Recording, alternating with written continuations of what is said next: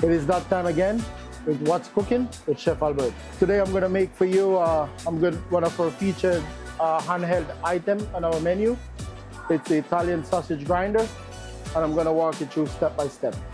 So first up, I got my dough here. It's the same concept as a pizza dough. It's just that it's smaller in a portion. This dough is a 4-ounce dough. Same process as stretching a pizza dough.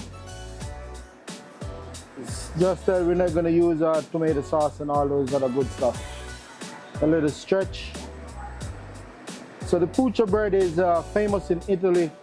They call it the pocket bread, or the bread with a pocket.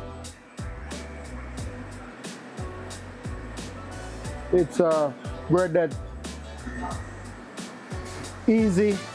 You know, you put whatever in it, a salad, your meat, whatever you want to stuff it with, and you put it in your pocket. I guess so. So now I'm going to put it here, crank the oven up at 500, let it roll for 5-6 minutes. The science behind this is very interesting. You know, you stand here, you watch this bread, and it just poofed up and become this like a pillow.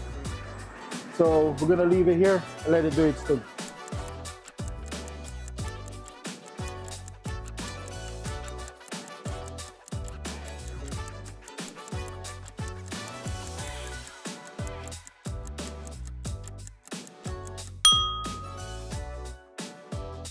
We have our Italian sausage, and I'm using a mild Italian sausage.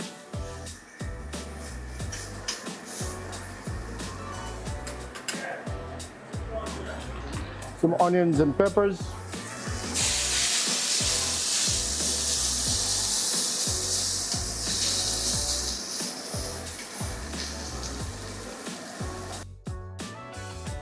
So here I got my Italian sausage and onions and peppers and all the good stuff. And I'm just gonna build you a sandwich right here. As I said before, it's a very simple, easy pickup.